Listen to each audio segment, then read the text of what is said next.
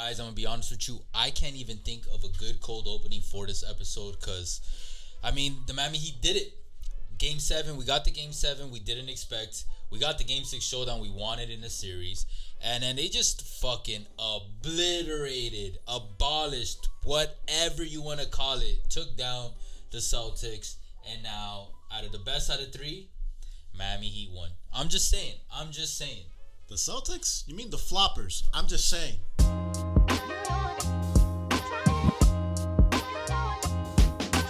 Alright, I'm down to touch on that real quick because if you remember, you'll remember this. Maybe you guys might not.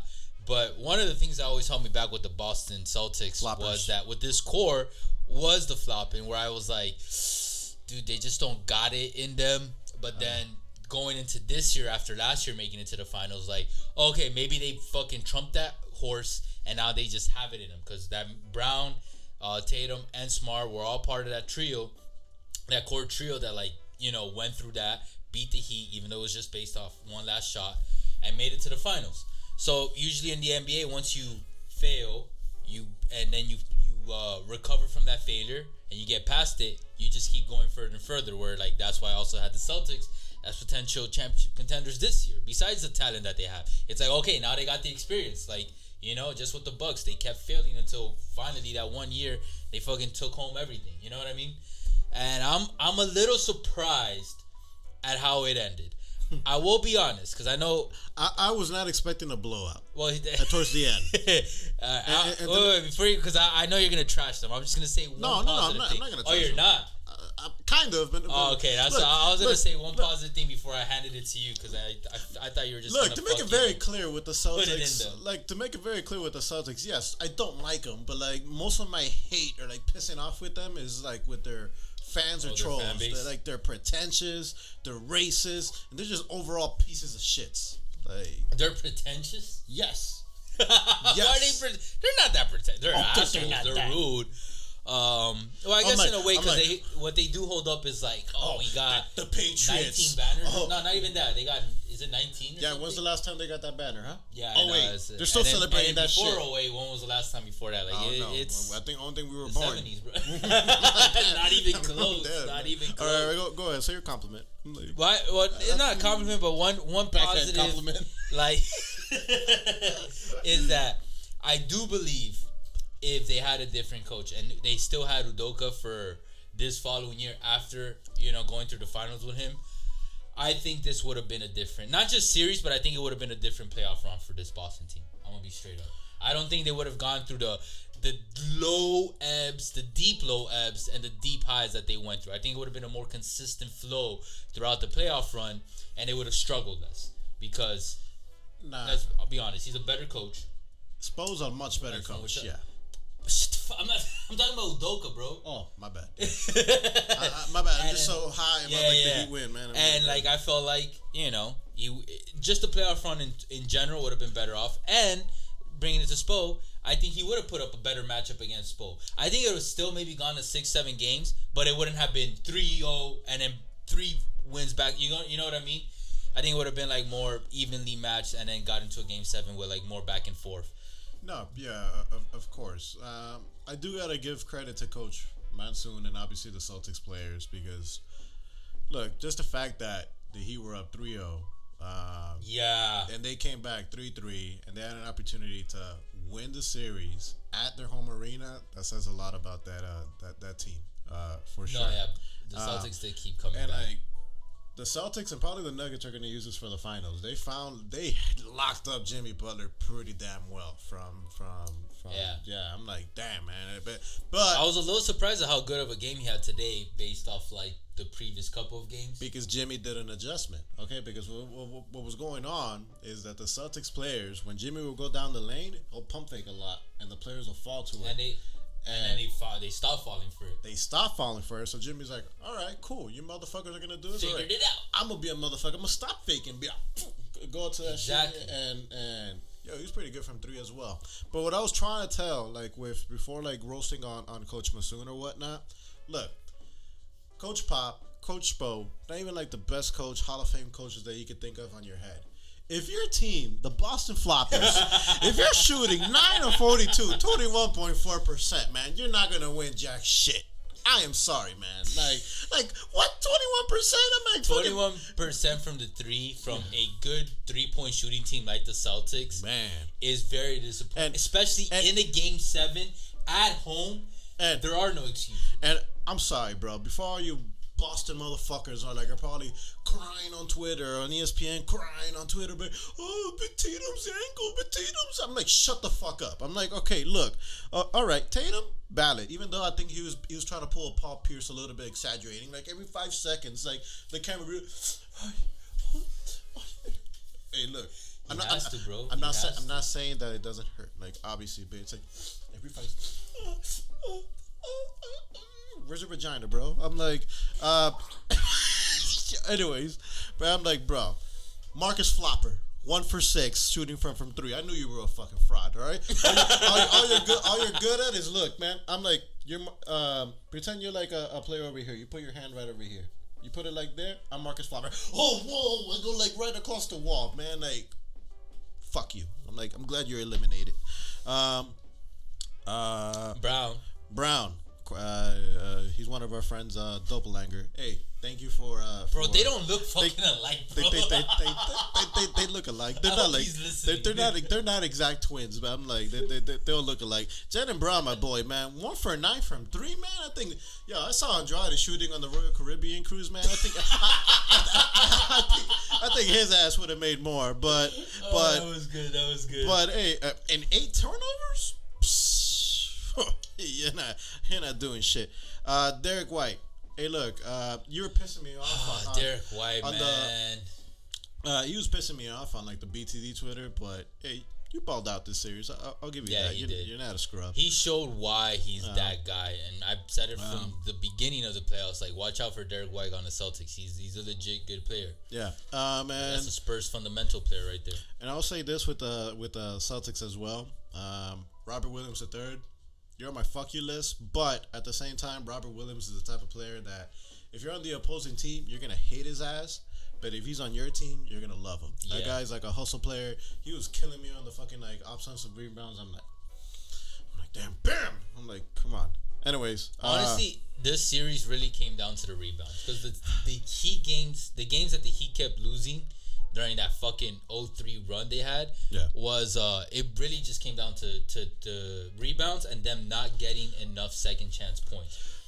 And that's ultimately for this Heat team to win anything, any series, it really comes down to second chance points. Because when you're surrounded by, they're not undrafted players, but like, what do you want to call them? Like underrated players. Yeah. They're not gonna sink a lot of first shots, if that makes sense. I don't know about that, bro. No, I know they have shown up in these playoffs. I don't know, but you got to get those reads, and then you got to fight back.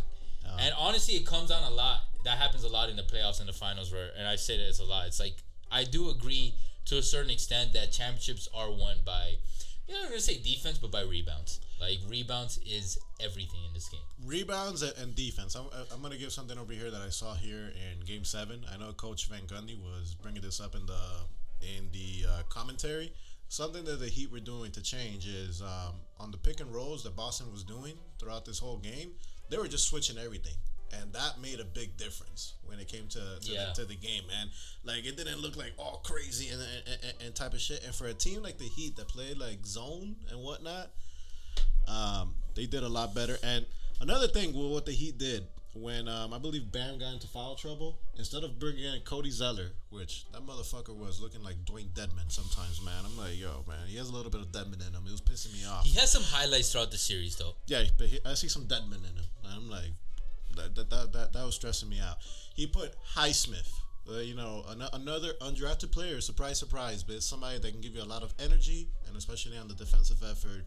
You definitely needed that. No, fact. Yeah. Credit to one rebound and 1 steal. You don't see that on the stats, but it's just that defense. No, I get it. But I'm saying, like, point, at least he got something, and he only played 9 minutes. Yeah. So for him to have a +3 at the end with 2 points, 1 steal, 1 rebound in 9 minutes from a player of that caliber goes to show, like, okay.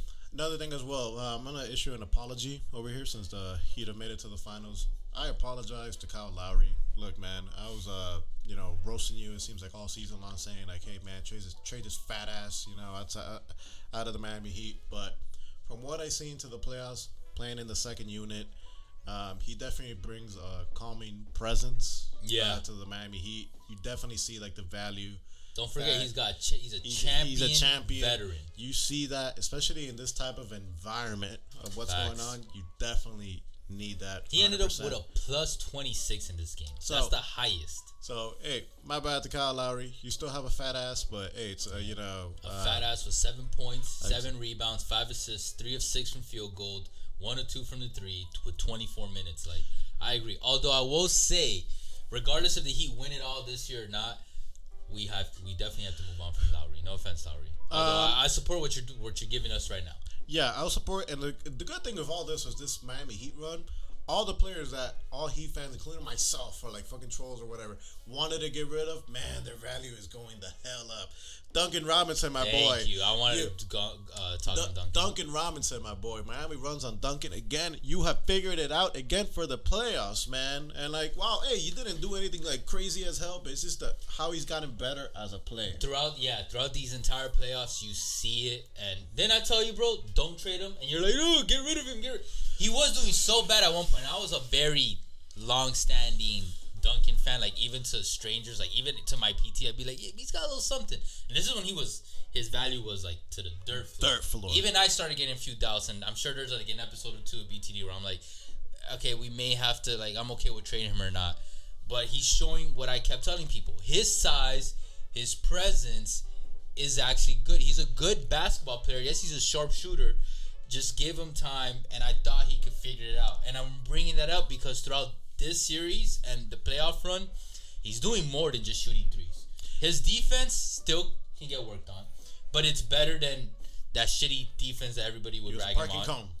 And exactly. now he's a bigger parking cone. Yeah, I guess. Or I don't know. And he's running the floor better. They trust him with the ball too, and more importantly, he's getting cuts. How many times have we seen Duncan make shots throughout these playoffs that weren't threes? Before, it was like 90% of Duncan Robinson makes were threes. Now, I can't give you a real, but my guesstimate would be like 70%. I say 80%. It's a slight improvement, but it's like, okay, now defenses, when they want to get them off from shooting the threes and to run them off, usually Duncan will pass it or somebody like that. But now he goes in, like you were saying, cut and make the basket. Yeah. Or he'll I'm not saying not just drive. I'm saying he'll cut and he'll get the pass. Yeah. He's had a few of those. Or like, look at him. Or he'll do an assist. Yeah. There's been a couple of assists that he's done, man. He has one of the nicest assists from the Heat run this year when he fucking lobbed it to Bam. Yeah. And I was like, thank you, Duncan, thank you. You're like, I'm just so glad you're proving what I was like trying to defend you on. Right. And just bring back the podcast. Hey, yeah, for real. I just want to throw out his stats so people understand, listeners understand, like, this is a game 7, and Duncan gave us, in 20 minutes only, 4 of 6 from field goal, 2 of 3 from 3, 1 rebound, 1 assist, 2 steals, 1 block, plus 17 on the floor with 10 points. What? I will say the worst thing he had. 2 steals and a block from Duncan? I know, right? What? That's what I'm Defensive saying. Player of the Year. Let's go. Is fucking stepping up. He did have 3 turnovers, but hey, I forgive you. We won. Plus 17 on the floor. Clearly, the math shows that his fuck ups are getting shadowed by his successes. Yeah, absolutely. All right, let's talk about the trifecta. All right, I'm gonna start defending this man because I know he's gonna get roasted by Miami Heat fans. Bam. Yeah, man. I'm like, Bam pisses me off sometimes, but I gotta defend the guy because, look, the reason why Heat fans get like upset with him is because we know he's capable of a lot more. Or they believe he's capable of a lot more. I think he is, but it's like I think it's exaggerated. Like what they think. What his ceiling is. Yeah, what his ceiling is. But the guy's a talented player. You look at his stat line: 12 points. He had 10 rebounds. He had 7 assists, 4 turnovers, 4 of 10. He really didn't have that much of a good game if you see it on the stats. Well, he had a plus 22 on the plus floor. 22. Second highest on the team. Yeah. But like things that you were saying, man, like him patrolling on defense, on the switches. Like normally when the center gets switched in, it's like you're fucked. Look, like when it comes to like that. If Jimmy is the captain of the ship, Bam is the anchor. Like that's how this team works. Absolutely, 100% sure. the way how you're setting screens, like some of those dunking shots that you were saying or killing mark shots, I've been through a Bam screen. Yeah. And that guy's like solid. And Bam's gotten really good with pick and rolls. Yeah, absolutely. Let's go with the rest of the trifecta. Caleb Martin up deep. He's him. Thank you, Jake. Yeah. Thank you, J. Cole. Arguably the potential Eastern Conference Finals MVP. Should have. If Jimmy didn't have this game in Game 7, I think, and I was the boy I was watching this game with, we were like, yeah, Martin could have taken it. But I think because Jimmy, one, is the face of the franchise and has had this incredible playoff run, because he had this stellar Game 7, it's like, okay, we can give it to him without like a lot of suspect. You know what I mean? And even by Jimmy's standards, this wasn't like, the Hemi that we were seeing as a man. Bro, 28 points. No. Like only 2 away from 30, bro. Come on. I know, but on 12 of 28 shooting. Yeah. That wasn't that good, man. He was getting a lot of shots blocked. But 3 of 7 from 3. He did it's like, bro. There was one, though, I saw, this is not Jimmy, but Max Strus fucking... We'll talk about Strus later. But when he went up, and I was like, Strus, just pass that out. And he just got fucking blocked. And I was like, what are you doing, bro? Oh. You're not that guy, Max. This reminded me as well with Jimmy. All right. Because I know I said earlier about like, Boston fans are probably bitching right now. Like on Twitter, Tatum injured. I'm like, hey, Jimmy Butler, he kind of injured his ankle as well, like in the middle of the game as well. So I don't want to hear this bitching. Like, You're a doctor now? I'm not. I'm a Twitter doctor. That's even better. And I know a doctor, a foot doctor, lower extremity, whatever this guy is. He's an orthopedic surgeon. Oh, there we go. That's pretty. Still a doctor, all right? Yeah, I guess that makes me a doctor by association. I'm gonna send him this clip. Sure, he's gonna be like, bruh, shut the fuck up. That's why you get no bitches. Say shit like that. I'm like, hey, whatever, man. If Irwin's lying, guys. He gets mad bitches. If I'm gonna get no bitches, I'm gonna do it my way. I die a little bit happier. Anyways, man, shit. We were talking about Jimmy. I mean, shit. Look, hey, I gotta thank the Celtics over here for this as well, man. Like the fact that they made this very difficult for the Miami Heat. Like we definitely got tested and whatnot. Yeah. The Denver Nuggets, they're a well-coached team. That's the biggest test of That's a well-coached team. But you know what about the Denver Nuggets? I was talking about this with another one of my boys. That they're gonna whoop our ass. No, they're not as good. I might be wrong about this. Maybe there's like stats or whatnot. But at least I'm thinking they're not as good defensively as the Celtics or like the other teams that we have beaten in the playoffs. But offensively, oh yeah, obviously offensively, bro. With Bam, he's just gonna. What? Nah, I'm talking shit, but I can't wait till we do a series preview. I'm a little conflicted with that one, man. Yeah, because bro, like I'm getting flashbacks when we went against the 76ers last year in the second round and how Embiid was monster. was toying Bam around like nothing, and I'm like, Jokic is. And I'm like, bro, noticeably better than him. I'm like, bro, Bam, you're having trouble with Robert fucking Williams. He's not a scrub. I'm sorry. And a fucking 48-year-old Al Horford. I'm like, Jesus Christ, you're gonna Joker's just gonna like. Horford, man, just fucking. I want to give him his flowers, man. Throughout this series, there's times where he was just turning back the clock, especially in Game 6. I was like, what is happening? He had like chase down. He didn't have a chase down block, but there was one where he was close to. He had it close to a chase down block, but just the fact that he was chasing it down, he had dunks, he had drives, he had defensive plays, and all I kept thinking was, how does he keep doing? It's okay if you have like one every so often, but this guy just kept coming back and back and back. And I'm like, bro, you're like 55, man. What the fuck is happening right now? Whose blood did you drink? I don't know, man. Like, that shit made no sense to me. Please come to Miami next year. Yeah, for real, man. What a beast, man. Al is a fucking beast. But I do want to talk about this Celtics team. Is there anything else you want to talk about with this game?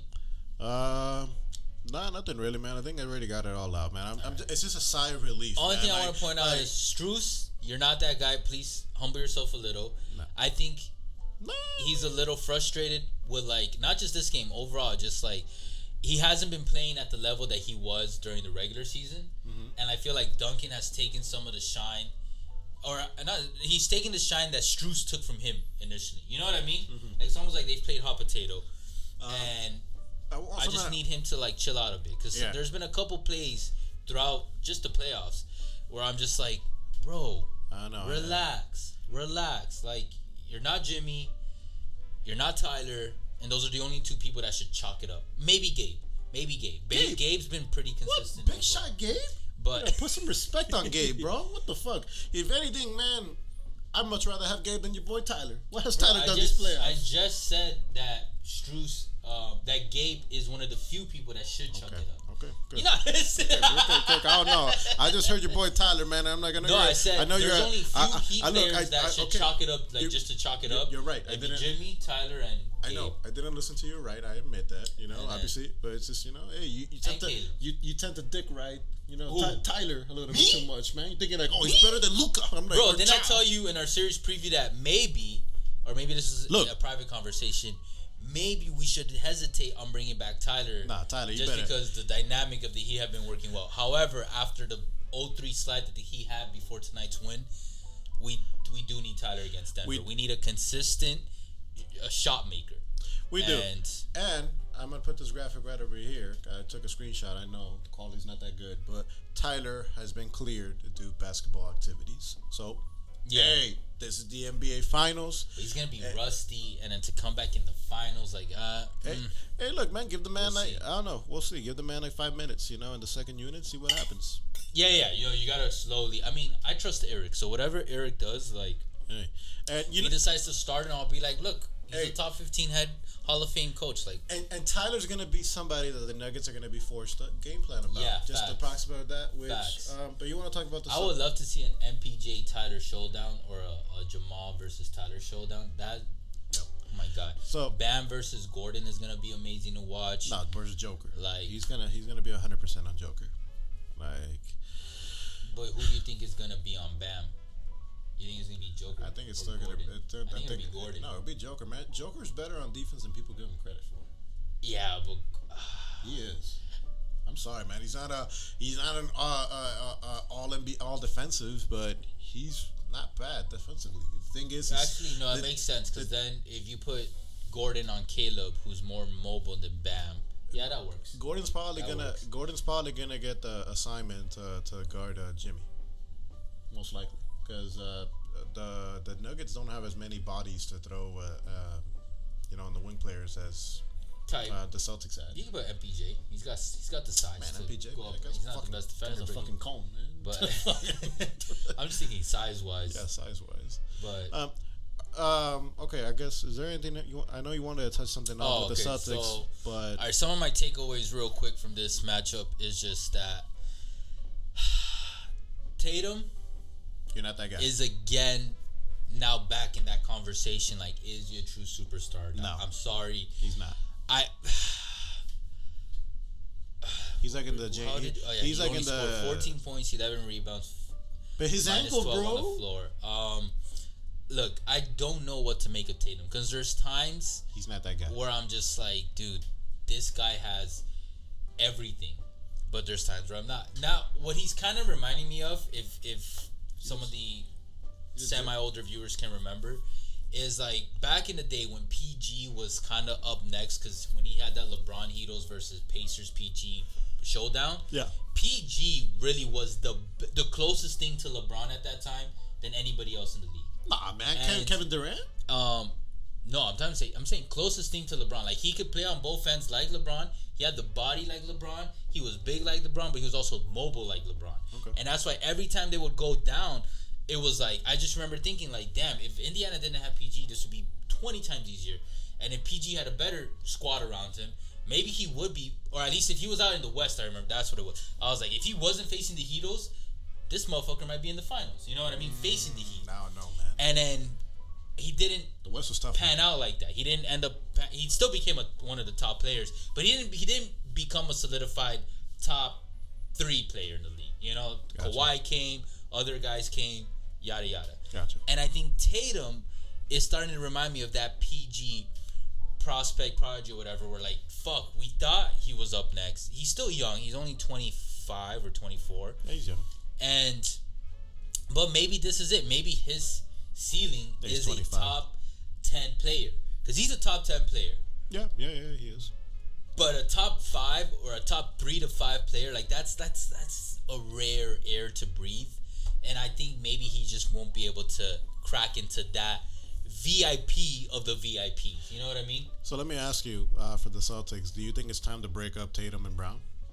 Look, the thing is, that's a very complex question, because I look at it at a lot of different ways, and I don't know which is the best way. Like, there's the basketball way, where like, okay, when else are you going to get two talents like this on your team at the same time in the same era? It's very rare. It's very, very rare.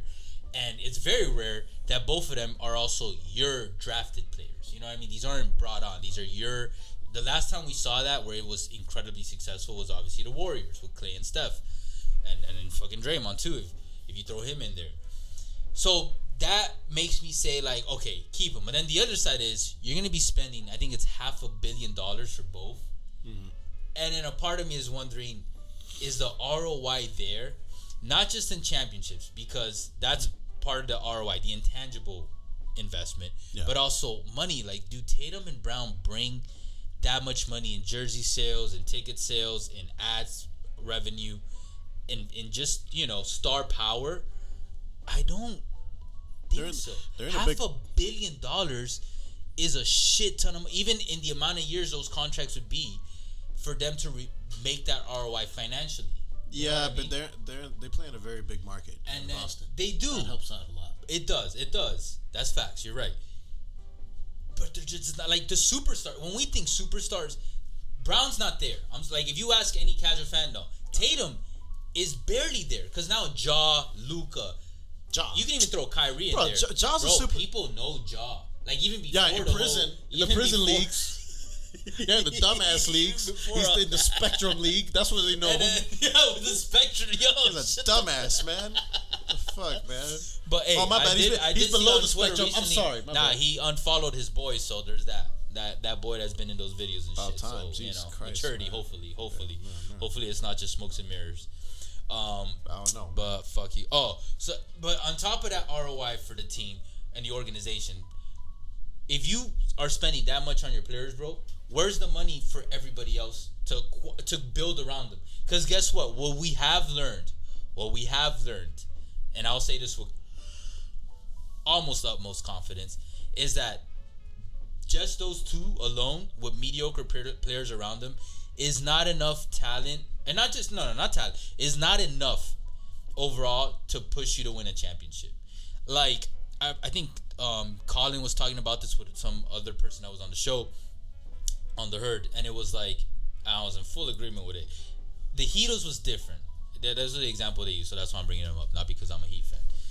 LeBron and Wade, and even Bosh, but LeBron and Wade at that time in 2010, 2011, 2012, they were so talented, you could have put fucking D-leaguers around them, or G-leaguers, and they could have still probably gotten you to the finals. Okay. Because LeBron was A1, literally undisputed the best player in the league, and Wade was still a top 10.